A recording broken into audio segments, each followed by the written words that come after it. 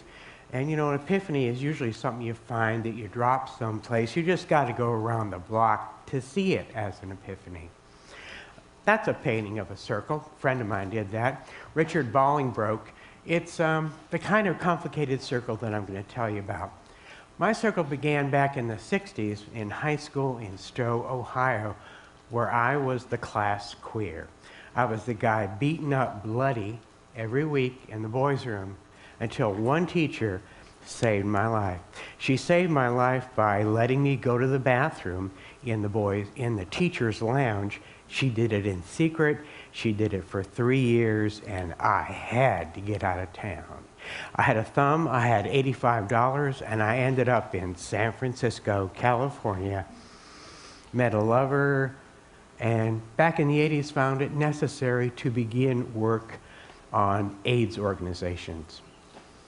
About 3 or 4 years ago, I got a phone call in the middle of the night from that teacher, Mrs. Poston, who said, "I need to see you. I am disappointed that we never got to know each other as adults. Could you please come to Ohio and please bring that man that I know you have found by now?" And I should mention that I have pancreatic cancer, and I'd like you to please be quick about this. Well, the next day we were in Cleveland. We took a look at her, we laughed, we cried, and we knew that she needed to be in a hospice. We found her one, we got her there, and we took care of her and watched over her family because it was necessary. It's something we knew how to do. And just as a woman who wanted to know me as an adult got to know me, she turned into a box of ashes and was placed in my hand.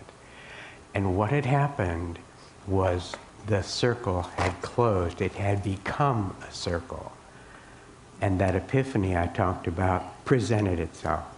The epiphany is that death is a part of life. She saved my life. I and my partner saved hers. And you know, that part of life needs everything that the rest of life does. It needs truth and beauty, and I'm so happy it's been mentioned so much here today. It also needs, dignity, love, and pleasure, and it's our job to hand those things out. Thank you.